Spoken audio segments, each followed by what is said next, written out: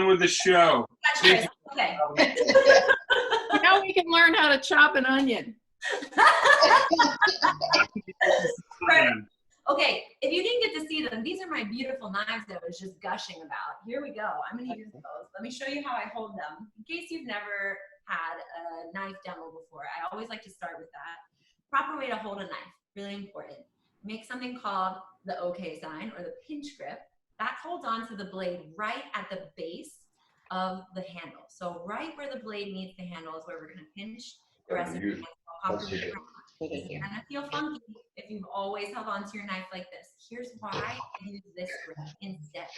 If you're point your finger out, it's going to actually develop carpal tunnel. Puts all the pressure into your wrist. So as long as you've got that nice pinch grip, you have a really steady arm, and you can use your shoulder all the way down your fingertips. Now we've got a lot of power. We're going to use that the whole time we're chopping here, folks. So here's what we're going to do. Grab that onion. Using the hairy side, we're going to let that little mohawk stay on. Go ahead and slice off the base of your onion. You've got a nice flat surface. Now, I've got my one pot ready to go. Here's why. We're going to throw these little papery bits into that pan. I'm going to make a really quick, called stock on the fly. You can turn on that pan. We're going to add 4 cups of water to the dish, and then that's going to go ahead and heat up for us. So as that's heating, we're going to be making a really beautiful stock. We're going to put all of our papery bits from our onions, bits from our carrots, and bits from our celery right into that pot. Stock on the fly. Is this where we use stock if we wanted to, or we have? You totally use stock, of course. I know it's sort of hard to have on hand right now. So if you already have your own broth that you're going to use that. We're going to make one very quickly just so I can show you how easy it is to do it. Perfect. And that way we're not wasting. You're using leftover mushroom stock we have from the delicious pasta my wife made. So I'm looking for my cue. Yes, perfect. Perfect. You can also fortify your stock this way. If you want to heat that up and add some of these bits and bobs, that's good too. So we've got our onion. We're going to use a little bridge. We're going to slice onion in half. And then those little hairy bits, those little knobs at the top, stay intact. The rest of your papery skin can go into your broth if you're making that along with me. Leave that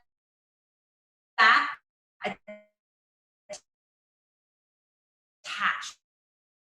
Leave that designed from releasing and sticking to your eyeballs. It'll also help keep your onion gathered together really, really nicely. So here's what we're going to do. Use the tip of your knife, insert it very close to that knob, that little root end, but don't cut the whole way through. We're going to keep our whole onion attached at that hairy end. So using your claw to guide you and using these little ridges in the onion, go ahead and slice right down the line, keeping it attached at the top. We're going to follow the line of the onion, and then you go ahead and spin it 90 degrees. And we're going to use the back half of the knife to dice. So it just easily falls away. Easy peasy, onion squeezy. We're going to do the same thing with that second half of your onion here. Go ahead, use the tip of your knife and follow the ridges of the onion, keeping the point pointed right up to that little mohawk piece. Give it a 90 degree turn. People, add the onion peelings into our stock. That can go ahead and come to a boil. Reserve, if you will, just about a small handful, like a 1/4 cup of onion. Set that aside. We're going to use that in our sauce that we're going to make for our protein a little bit later. Some of you might be using chicken or shrimp or different protein to go along with our quinoa risotto today. So go ahead and reserve about a 1/4 cup of onion. Set that aside. The rest of our onion, we're going to start sauteing in that great big beautiful stock pot you have. Okay? Here's what a saute means. If any of you took dance classes, kids, saute means to hop or to jump. So the first step is to get a hot pan so that your ingredients can sizzle and shimmy and shake. So I've got my pan turned on medium high. I always heat my pan first before I add in a fat. That's going to help heat everything really, really evenly. So go ahead. What we've gotten done so far is successfully 3 things. I've got a little onion set aside for a pan sauce. I've got onions that I'm about to start sauteing in the base of my quinoa risotto. And I've got onion shavings floating around here in my stock. Love it. Less than 5 minutes, we've got 3 things going at once. So many irons in the fire, you guys. Once you started to heat your pot for that quinoa noodle, we're gonna add our olive oil. This is like mother's milk. Yeah. Yeah, so you mentioned bring the pot to temperature before adding all the veggies to make sure they cook evenly, but also it's a nice trick for stainless steel to keep things sticking as well. So start it kind of on a medium or so, a little bit lower heat, and then as you chop some stuff, turn it up and add the oil. Not only will it help everything cook more evenly, but it'll help it from sticking as well. Exactly. And that's chemistry that I don't fully understand, but I know it to be true. So. And if you're like me and you do all your own dishes, it prevents that slick from forming in the bottom of the pan, so you don't get that weird brown stuff. Exactly. So I've started to gently cook my oils, my onions in some olive oil. I use about 2 to 3 tablespoons of oil in the bottom of my pot. Now I'm gently cooking these. I should hear a sizzle. I should hear the music of the saute happening, okay? Really important. Go ahead and grab yourself a wooden spoon, something that won't scrape up your pan too much. These onions we're gonna let cook and caramelize for about 5 minutes while we work on our next ingredient. I want that French chef tell me that onions have to cook for at least 20 minutes for you to get the golden magic out of them. So let those simmer down. Turn your heat down to about medium. You should still hear this. But I missed. You should start Hey, smelling the fried. Can we ask a question? Okay, next medium. 100%. Okay, so we couldn't get quinoa because grocery shopping's challenging. We have risotto, arborio. Beautiful. Is that okay? So how would it be different? Can you just? The only thing that's going to change is the amount of liquid you're going to put in your pot. You're going to put double the amount that I'm going to. Arborio rice is much starchier. And it's also just going to take a bit longer to cook. So mine's going to come together just a little bit faster than yours. You're probably going to be adding a bit more liquid after we say goodbye. Okay. Okay, great. And the second question is, can you just repeat what you have in each pot? Absolutely. So we've got boiling away here, pot number 1. I'm using my gorgeous Proclamation Good skillet. You might be using just a small sauce pot. I've got the onion peelings boiling in a pot of about 4 to 5 cups of water. I'm making a really fast stock this way. Pot number 2 has my caramelizing onions here. Great. It should smell amazing. If it doesn't, fill your wine glass up a little bit more. Number 3 is my little bit of onion I set aside for pan sauce that I'm going to make a little bit later with the protein we're going to cook as a side or to go along with our quinoa. Okay? Perfect. Thank you. Got it. All right, you guys, I'm moving on to carrots. If you've got them ready to go, here's what we're going to do. Do keep an eye on your onions. They shouldn't be turning too brown too fast. So if they are, turn it down to just medium. Medium should be just fine. Gorgeous. Now, for our carrots, all you want to do is take off their ends, the little tips and the little tails. And then if they're really large, you can cut them in half again. So in half horizontally. Using the claw, cut them in half. We're going to go a little bit rustic on these. We don't need to slice them too small. Those little bits, those little root ends of your carrot, just throw it into your stock bowl. So you should have onion peelings and little root ends of carrots floating around in that stock water. Now for our carrot, I'm going to use the bridge again and slice the length of the carrot. So I'm going to cut it in half. Now I have a nice flat surface that I can work with. Just like the onion, you can follow the carrot's curve and make long, thin incisions. So you have these little batons that happen when you cut it just like that. I'll show you again one more time. I use my claw to hold on to the carrot and just slice right down the line. That gives me these long, skinny strips that I can then turn 90 degrees and I can dice. So stack those little batons up. We're just gonna dice. There's a couple reasons I like to use carrot in my risotto. It's not really traditional. I use it for 2 reasons. I love how sweet it makes my risotto. As you're dicing up your carrots, you can add them to your onion mixture. I also really love the flavor it adds. It just gives it a really beautiful color as well. So we've got our sauteing onions, our sauteing carrots. We're getting them nice medium low heat. And just carry on slicing and dicing those beautiful carrots. We're gonna go the long way, cutting into batons.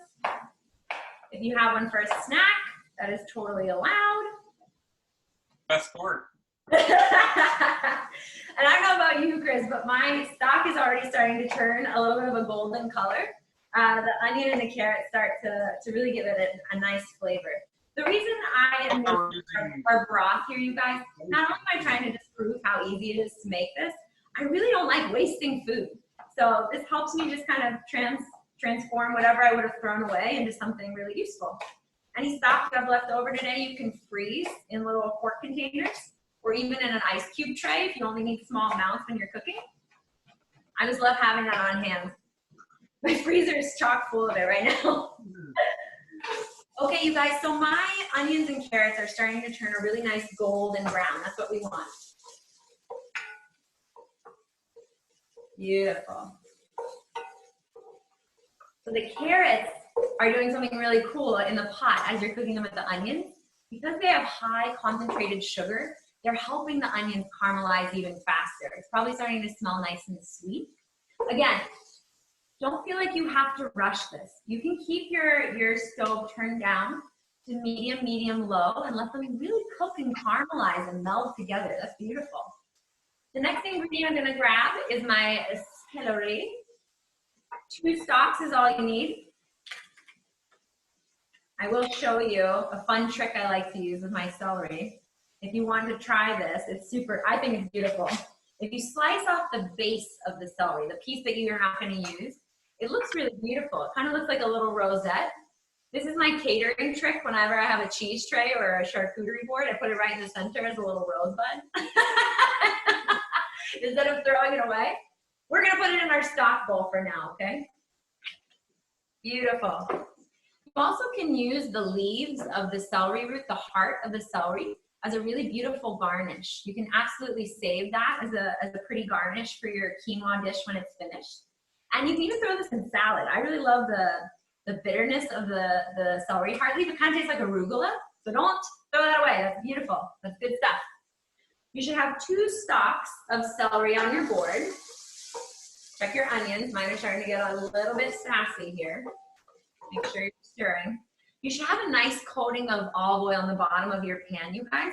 If it starts to look too dry, feel free to add just a little bit more olive oil. Make sure there's enough fat to really fry up those veggies as we're adding them in. All right, so we're moving on to our celery here next. I'm gonna take off the little bottom ends and the top ends, and again, those are going into my stock broth here. Go ahead and cut your celery in half, just like we did the carrot. Cut it in half lengthwise, and now you've got these little, similar to the onion, the celery has little ridges in it. Just follow the line of the ridge to make those batons, those long, skinny strips. So using the claw, I'm gonna slice my celery into long, thin strips. Celery is not only really an awesome flavor provider, it gives a really nice texture to anything you add it to. It's also part of the trifecta of like the French mirepoix. So celery, carrots, onions. Mirepoix is the base for a lot of sauces, soups, different chilies you might make.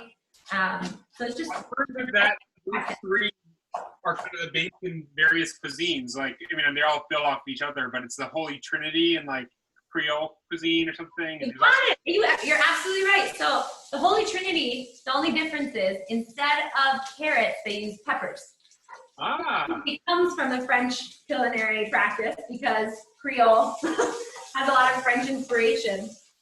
But the Holy Trinity is onions, celery, and bell peppers. Could you do that today? 100%. That would be delicious. You can absolutely substitute if you want. But so far, you should have 3 colors going on in your pot. Orange, green, and white. And in my point, golden brown. Once you've diced up all of your celery, and that's in the pot too, we're ready to start moving on to your next veggie. You might have a couple different ones than I do. I'm gonna be using a sweet potato and a mushroom today. If you'd rather use eggplant or zucchini or squash, choose your own adventure. That sounds great. If you want to type into the message box whatever you're cooking with today, that would be awesome too. I'd love to hear what you Like have. a leaf green, like a chard or a kale or something. Would that just Ooh, come later? yeah, yes, but don't do that yet. We're gonna stay that closer to the end. I'm gonna go for more of the hearty veggies, things that are a little bit more like root veggies would be great to start with now because they'll need a little bit more time to cook. I'm gonna use a sweet potato. I'm gonna take off the top and the bottom, throw that in your compost. And then this potato is, again, a roly-poly. So here's how I dice up a potato into really small pieces. I take off one small section, roughly about 1/4 of an inch thick. And they can be really dense, they're really fibrous. So now, oh, so hard. I can set that on my board and now I have this beautiful flat surface to chop on, okay? The flat surface sits on your board. Now it's a lot easier and safer to dice. Take another peek at your onions, celery, and carrots. Make sure they're not getting sassy or carried away. No burning. Flat surface sits on your board of whatever you're chopping. This is the same method I would use for an eggplant or even a zucchini. Slice your potato into long slabs. Keep them about 1/4 to 1/2 inch thick, okay? We're gonna keep slicing and dicing until all of the potato is turned into slabs like this. If you're using something like butternut squash, we would do the same thing. You can stack those slabs on top of each other, make long, thin batons this way, just like our carrot, just like our celery. Turn that 90 degrees, and now you can dice. The sweet potato I'm chopping up first, just so you know why I'm doing this, just so it can cook a little bit longer. The sweet potato is gonna need a little bit more time to get soft in our quinoa noodle today. I love using sweet potato as like a surprise ingredient in a lot of my cooking, just because it adds a little bit of a sweetness.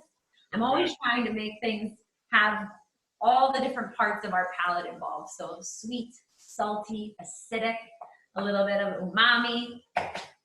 But the sweet one's always my favorite to add to savory dishes.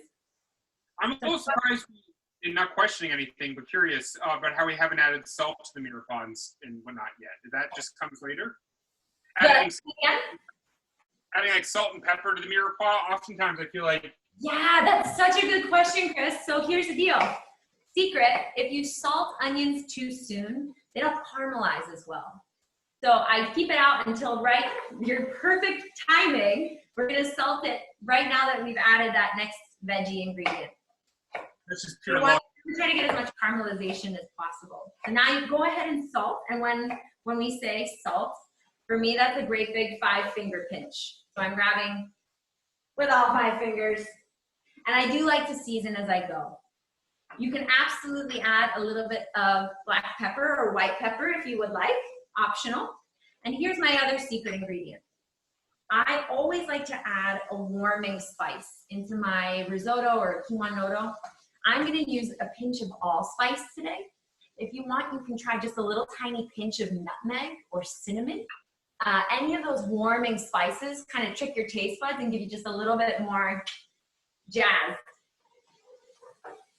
Just a tiny pinch. And we're adding these seasonings, particularly that warming spice now, so it has a chance to kind of toast itself in the oil that we've added. So just a tiny pinch, less than 1/4 teaspoon, not much. Just enough to kind of surprise you when you take a bite. It should be smelling fantastic right now, if I do say so myself. Perfect. I'm gonna grab my second veggie. If you have another one to chop up, grab yours too. I'm gonna use these mushrooms. For my mushrooms, I'm just gonna pop out the stems. The stems are totally edible, but like Chris mentioned with his beautiful mushroom water, I'm just gonna throw my stems into that broth I'm making, give it a little bit more of a mushroom flavor. Mushroom risotto is so traditional, super fun. I'm gonna use probably about 8 to 10 little baby bella mushrooms. Totally use portobellas or white button mushrooms, whatever you have handy. Whatever you could get your hands on at the grocery store. I know it's kind of hard right now. For my mushrooms, I like to leave them a little bit thicker so they have a little bit more of a fun texture in my quinoa noodle. So all I'm gonna do is slice them. I'm just gonna slice them into long, thin strips so they make these pretty little mustache shape. And I'm gonna toss those in just a moment. I'm giving my sweet potato just a little bit more time to cook down. The benefit of using mushrooms in our risotto is kind of twofold. I'm using them because they're super flavorful and delicious, but they also are gonna unlock a little bit more water. When we add our mushrooms in, because they're made mostly of water, they're gonna release some of that into my quinoa noodle and give it a lot of flavor. Magnifique, beautiful. I'm gonna ask a quick question too. So I've got some spring peas that I want to use up and want to just know when the best time to add those are, because I imagine I don't want to overcook those. You got some string beans? Like spring peas or like. Oh, beautiful, beautiful. So tender green things like that, Chris, and your like Swiss chard, I would wait just a little bit longer so that they don't turn totally brown. You want them to maintain their color and crunch. So let's just wait a little bit longer until after we've added the quinoa in to cook those up, okay? Awesome. Does anyone else on the call have any specific veggie adds that they want to clarify when to add or not? No pressure. The collard greens. As long as, did you dice them up already? No, I'm just wanted to see if anyone else on the call had specific questions about veggies. Oh yeah, are there any other veggies? Chris, you can totally add in your collard greens now. If you're using kale or those string beans or snap peas, those we would wait to add in. But your collard greens, as long as they're finely diced, you can throw them in right now. They're gonna want a little time to cook. What about tomatoes? Woo! Tomatoes! Love it! Let's get them in. Tomatoes we can add in if you're done adding in all your other veggies. That's perfect because the tomatoes have so much acid, they're going to deglaze the bottom of your pan. So if you're done with whatever sauteing veggies you've already put in there, then you can add in the tomatoes. What about Thank you, Chef Eliza. Broccoli, digging it. Yes, broccoli we can totally put in now. If you're dicing that up, you can absolutely give that a little cut, and you can totally use the stem of broccoli too. If you peel the outer layer, you can absolutely use the stem. It's got more fiber than the florets, so definitely use it all. Any other veggies? We're all good? We're all golden? We're all fabulous and happy? Amazing! So my particular recipe here, the one that I'm working with was sweet potatoes and mushrooms, a little bit more fall time oriented. The salt, I'll tell you right now, is starting to pull out some of the water from the sweet potato and my mushrooms. My mushrooms are already starting to shrink. Love that. The next thing we're gonna do is add in our quinoa, or if you're using Arborio rice, add that in now. What we are trying to do with this step is toast the grain, whatever grain you've chosen, even if it's like farro. Farro would be an excellent substitute too. Toast the grain in the oil that was left behind by these veggies to really flavor them before we add in our broth, okay? So they might stick to the pan just a little, don't panic. We have some magic for that, that's gonna be fine. If you're adding in tomatoes, you can add those in after we've got those, the quinoa in, or after the arborio rice goes in. Eliza, we have some baby peas, frozen peas. Should we steam them for a minute first, or just throw them right in? No, I would wait until closer to the end when we finish our risotto so that they don't turn brown. Okay. The longer you cook them, the darker they're gonna get. And they should be fine to add in when we finish our quinoa noodle with the butter, cream, and cheese. Okay, so I might set those aside. Yeah, of course. I've got another question that's too late for me, but quinoa often says to rinse it first, which I did not do. Do you know why that is versus other grains? For collard greens, to rinse them? Quinoa often says to rinse it first. I feel like yes. So you can do that. I haven't done that. If you're using arborio rice, you don't want to rinse it. We're trying to save as much starch as possible. So for us, we kind of want as much starch as possible, especially from quinoa, because we want it to get just a little bit more mushy, a little bit more creamy texture. So you're good. You didn't do anything wrong. You're fabulous. Okay, grab, if you have it, a little splash of white wine. If you're hearing a nice sizzling, toasting sound coming from your pan, we're gonna do something called deglazing. We're gonna deglaze our pan. About a 1/4 cup. I'm a little heavy-handed, so maybe 1/2 cup of white wine right into your pan. So what you should hear happen when you do that is the music from the pan stops. That means that the acid from the wine has picked up all of whatever's remaining stuck on the bottom of your pan and pulled it out for us. We love that. Another cheers to all of you who did that. You can absolutely substitute, if you preferred, a little bit of beer or even some hard cider would be fun. If you don't want to use alcohol in this recipe at all, totally okay. You can use just a little dash of lemon juice, or the tomatoes are a great sub for this. Anything that's high in acidity is gonna pull all that goodness off the bottom of your pan. Which is also good for whenever there's anything stuck to your pan. A little bit of lemon juice or wine or acid, anything will go a long way over. Exactly, exactly. Now's a good time to add just a little pinch more of salt to your pan. We're seasoning as we go. And I'm gonna pour my stock into this pot. Let me see if I can get kind of close to the camera. I want you to be able to see. Look how gorgeous this liquid is. It got like a golden brown hue. So beautiful, just that fast, just those little bits and bobs. I made a nice little broth. I'm gonna add that. This is roughly, it's reduced down now, so it's roughly about 2 cups of liquid. I'm gonna need at least 2 to 4 more cups of liquid for the amount of quinoa I use. I use about 2 cups of quinoa total. So you're gonna probably want 4 to 6 cups of liquid in that pot. I'm giving my pan a rinse because I'm fortunate enough to be able to use it again. This is like such a treat to be able to use this gorgeous equipment. All right, now I am also lucky enough to have a little stock on hand, so I'm gonna use some of my broth. What you wanna do is make sure that your risotto or arborio rice or quinoa is just barely covered with liquid. We're gonna use at least 4 cups of liquid to start, bring that to a boil, and then we're gonna start beating it gently. If you're using arborio rice, that's gonna have a much higher starch consistency, so you're gonna wanna really work the grains. That basically you're trying to break the grains so that they make a creamy texture in between each grain, okay? So if you didn't get an arm workout in today, this is about to happen. You're gonna get a little bicep treat here. In the meantime, while we're waiting for this to come up to a boil for us, and then we'll turn it down to a simmer, we're gonna prep our other 2 pieces of the puzzle here. If you're cooking a protein along with me today, I'm gonna show you what my technique is for that. I know some people are using shrimp today, or maybe even a pork tenderloin. Whatever you have at home, it sounds good to me. I'm gonna use chicken breasts here. As long as you have a nice dry pan ready to go, you'll be settled and set. Here's my technique for searing off a protein. I'm using chicken today, and I've made sure to dry it really well.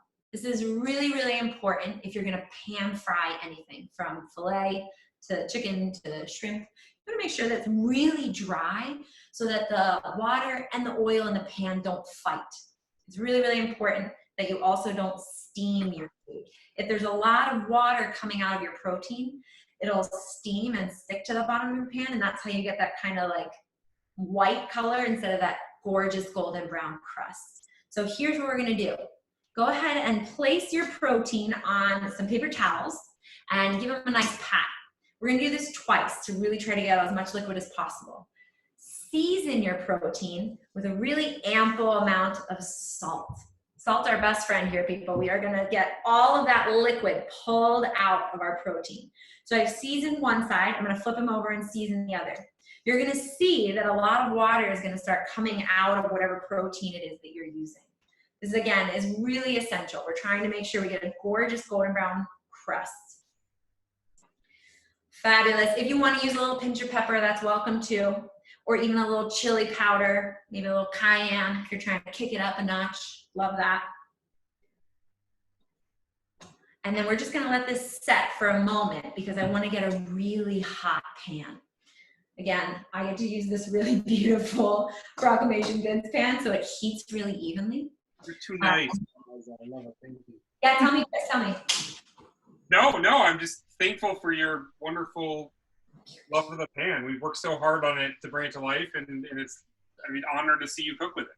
I mean, I love it because the handle is such a nice shape, and I love the density of it. It's just like a nice, I like know I'm using a pan, you know? It's not one of those flimsy ones that get broken in the dishwasher. Okay. So much talking, Liza. Let's get cooking. As long as we've got our paper towel drying our protein, make sure after you've seasoned it, you're drying it a second time. Just as always, I'm heating my pan first before adding in an oil. So you can make a choice here. The olive oil does not have as high of a smoking point as something like a canola oil or a veggie oil. So if you have veggie oil nearby, this is gonna work a little bit better for you. You can absolutely use olive oil for this part, for this frying, but it doesn't, it's gonna get a tiny bit bitter. So if you have veggie oil, grab that, because you can get the veggie oil a lot hotter. I'm gonna add in about 2 tablespoons of oil. I'm gonna let that gently heat for 1 minute more. Take a peek at your quinoa. Mine is starting to, I can hear it, starting to bubble a little bit. You should have a little bit of liquid rising up around the sides of your quinoa or arborio rice. If it starts to dry out too much and look like it's already done cooking, you're gonna wanna add a little bit more liquid. Remember, we're trying to get it nice and creamy. Mine's looking pretty good. I'm gonna know mine's close to being done because the sweet potatoes are gonna get tender and start getting a little bit mashed. Kind of my way to check myself. All right, my pan's nice and hot. We're looking good in the hood. I'm gonna tilt the hot oil away from me. And I'm gonna gently slide that protein in. That's my favorite sound in the whole wide world. You're gonna watch the protein kind of relax into the pan. Once again, make sure it's as dry as humanly possible. Again, the water will steam when it hits the pan. That's what makes it sputter up at you and get a little bit dangerous. And it also is what makes it get that kind of blank white color instead of the golden brown one. Beautiful. Resist the temptation to move your protein too much. You want it to get a really gorgeous golden brown crust around the outside. When you can shimmy the pan a little bit and the protein releases easily, that's a good sign that you're ready to flip it, okay? For things like chicken, things like steak, that's what we're going for. For things like shrimp, they're gonna cook a little bit faster. As soon as they turn that gorgeous, vibrant pink and curl up, they're done, okay? I'm gonna grab myself my tongs.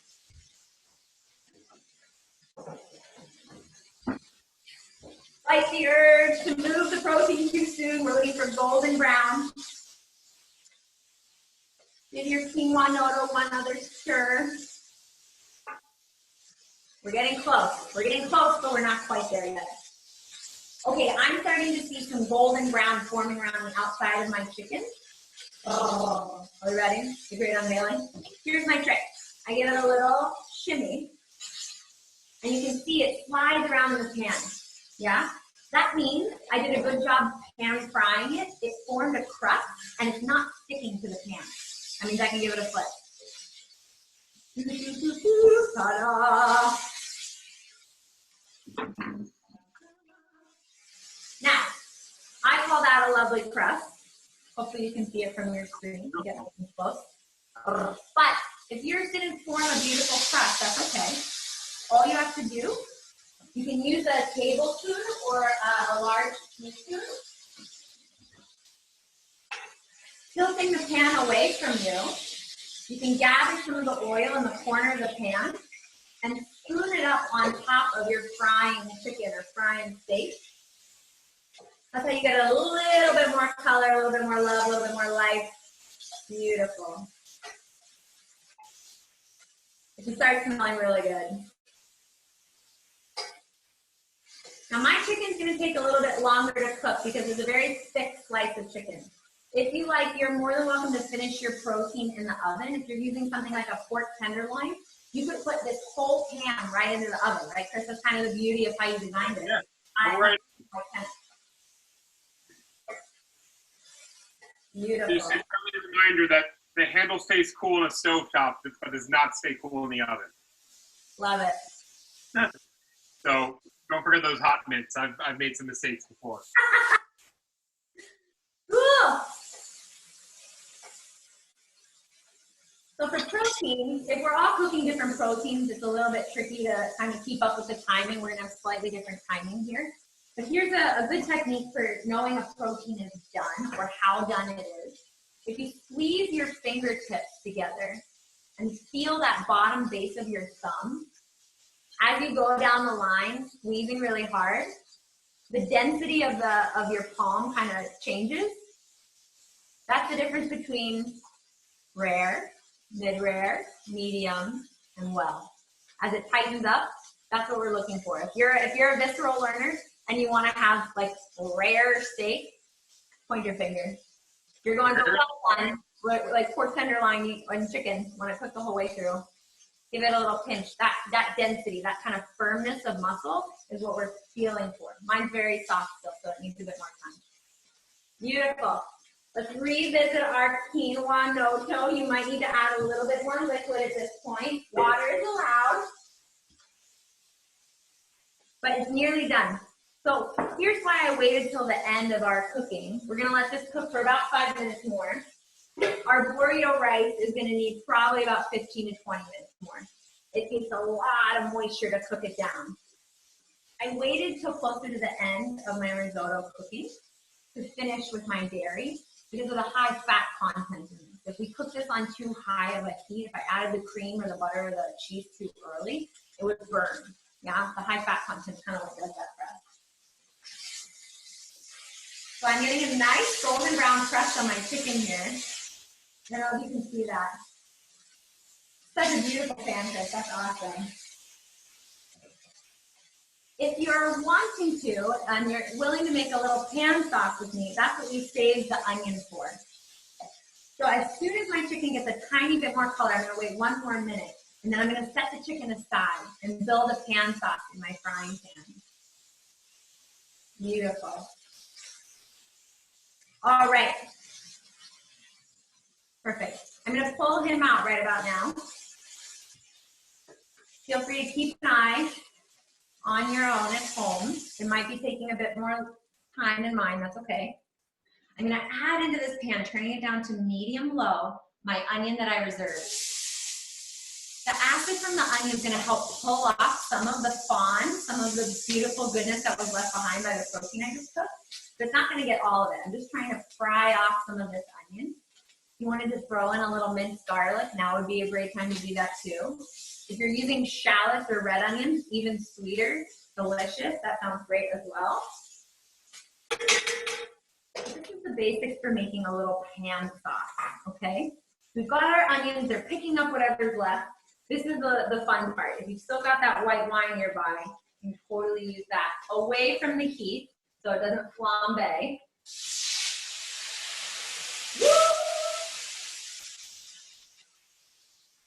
So again, the acid should pick up all of the remainder that's in the bottom of the pan. It should smell like heaven on earth. Oh my God. All right, now fat and acid are binding in the bottom of my pan. Let me see if I can get nice and close for you to see that. It's really starting to thicken up. Love that. There should be a good amount of seasoning from whatever your protein was that you used. You can always add a little more salt. I'm gonna add just 1.5 tablespoons of butter to this, just a tiny bit more fat to liven up my sauce and really make it shiny and beautiful, yeah? Of course, you could just use a little olive oil or coconut oil in place, but my French friends will say there's nothing like butter. So I'm gonna add this, let it cook just a moment more. What's that, Chris? More butter, more better. More butter, more better, you know what I'm saying? But be cognizant of your temperature, make sure it's turned down medium low, okay? Butter will burn, so you wanna make sure you're allowing it the time to melt without browning too much. We're not going for brown butter pan sauce yet. Beautiful. Now, our risotto is very near to being finished. If you're using quinoa, and there's a couple ways I can tell. When quinoa sprouts those little, they kind of look like little tails. Quinoa is a seed. So when it sprouts that little tail end, you're getting really close to done, okay? You wanna be able to see that little tail kind of pop out. The more you stir it, the more it's gonna break up the starch, and the more it's gonna get a little bit like creamier. Perfect. Now, if your sauce had too much fat in it from the oil that we use and from the butter, the thing you can do to reincorporate, add just a dash of water. And it'll come right back together for you. The beauty of cooking is that sometimes you have to experiment with mistakes. But That smells so good. Okay, we're almost ready to finish our quinoa noodle. We've got our pan sauce ready to go. Is everybody hanging with me? Everybody doing okay? Questions, comments, obscene remarks? Glasses are full? Right here. Fabulous. All right, I'm gonna nestle my chicken back inside that sauce. And I'm gonna revisit. Ooh, if there's any juice that got left over from your protein, make sure that goes back in your pan sauce too, okay? That's like liquid gold. All right, you guys, my quinoa is very near done. I'm gonna give it just 2 to 3 more minutes. I'm gonna add just a splash more of water. So for my personal batch, I've used roughly 4 to 5 cups of stock or water, whatever combination of liquid. You might have used slightly more, slightly less. I did use mushrooms, so that changed my liquid content in the base of my pan. It should smell really yummy. Let's prep the rest of our ingredients to finish this dish. So I'm lucky enough to have a beautiful wild oregano plant growing in my backyard. I'm gonna use a little bit of this oregano. If you have thyme or sage, even some fresh basil would be delicious. Go ahead and pluck the leaves off of whatever it is you'd like to use. Depending on how fragrant it is or how powerful it is, you might want to chop it up just a little bit. For something like basil, I would definitely give that a nice thin slice, chiffonade. For my oregano, I'm just going to give it a rough chop. Anything that has a barky stem like this, try to get rid of the stem. We don't want to use the stem too much. Cilantro is one of the few herbs that you can actually eat the stem of. Beautiful. We're getting close. Oh my God. So my risotto is starting to form a really nice texture right now. The starch is releasing and it's getting kind of creamy for me. That's exactly what we want. If you've got your fresh herbs at the ready, we can go ahead and slice those up now. Just it doesn't have to be too fine. I always say you don't have to be too coquettish about cooking at home. So just a nice quick run of the knife over the top. If you're lucky enough to have beautiful sharp knives like me, that goes really fast. I'm gonna add these at the very end. For really tender herbs, it's really important for fresh herbs to wait until the end to incorporate them into your dish. If you add them too early on, they brown and get a little bit bitter and they lose some of their flavor. So try, if you can, to just set those aside for a moment. My quinoa is looking gorgeous. Let me show you what I'm looking for here. Hopefully, I'm through the spa bath that I just had. There should be a little bit of like little pockets or bubbles kind of poking up out. That's what I'm looking for because now it's time to add a little finish. Remember, we have cream and butter, so a little bit more liquid is still gonna go in there. We waited until now to finish our risotto so that creaminess could remain and so you could also not burn whatever it was you were gonna use. I'm gonna use about 3 tablespoons of butter, give or take. Let's throw that in there. The butter's gonna help make your risotto really shiny and give it a really rich flavor, okay? So just let that melt away. We're also gonna add in cream. If you prefer to use milk or half and half, that's totally fine. I like cream because it is so decadent and so rich. Just about a 1/4 cup is really all you need. If you're choosing to go vegan, then we can totally use coconut cream in here. It's an awesome substitute. Even like almond milk creamer is great. Ooh la la. How are you looking over there, Chris? Mine's looking bomb. Great. I'm a step behind you, but I'm following along. I'm just got my chicken out. Took a little longer to sear, but it's looking great. I'm gonna show you. Nice and seared. Oh, look at those puppies. So I got my onions in the pan sauce just starting. I'm gonna add a little wine to that to deglaze it in a minute. And then I'm gonna catch up to you on the cream. Love it. Love it. Yeah, so if you haven't finished your risotto just yet, my friend's using the Arborio rice. You're probably getting close, but make sure you taste it. Make sure you give a chew to your rice. It can't be crunchy. If it's crunchy, it's not ready. You have to keep adding liquid, okay?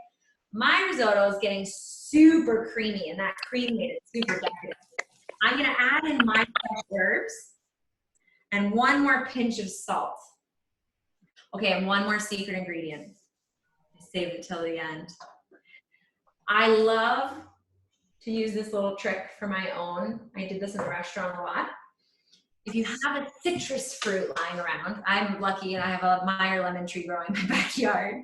But if you have a lime or an orange or a lemon, a really nice way to brighten up any dish is to toss in just a teaspoon of lemon zest or orange zest or lime zest, whatever you think will pair nicely with whatever you just cooked. That's a really great trick. The oil of any citrus fruit actually lives on the outside. That's why the zest is such a powerful ingredient. It's got so much flavor. Add that in. And if you haven't gotten your cheese ready, like me, we're gonna add that in too. I've turned off the heat. I added in my herbs. I added in a dash of lemon zest. And now I'm gonna grate my cheese right in too. That's gonna melt really beautifully. I'm basically resisting the option to let my cheese burn. That's why I turn my heat off right now. So I've added in my herbs, I've added in lemon zest, and I've added in some fresh cheese, all while the heat is turned off. So as long as your risotto feels like it's the right consistency for you, now's the time to finish, okay? I'm getting a little bit ridiculous with the amount of cheese I'm putting in here, but you follow your own intuition. Whatever amount is good. I called for about a 1/4 cup. I think I'm roughly over 1/3 of a cup by now. I tend to get a little bit carried away with the dairy. All right, I'm letting that melt and meld in. Take a smell, take a whiff. It should smell really beautiful. And this is just about ready. I'm gonna scoop some out so you can see the consistency we're looking for here. So what I'm looking for is that it can almost hold its shape here, okay? So when I mound it up, it's like got some really nice body. It's looking really creamy and decadent and delicious. My chicken breast can go right on top of this.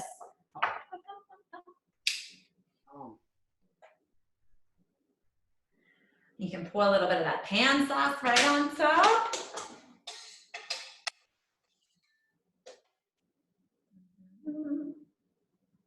And if you save those celery leaves we talked about, that's just such a nice garnish. I mean, can you even? Dinner. I need to get a cowbell for my house. That's beautiful. Isn't that fun? What is this? You need a proclamation dinner bell. That's what you need, Eliza. Oh, we got one right here. Chris will jump in. Proclamation!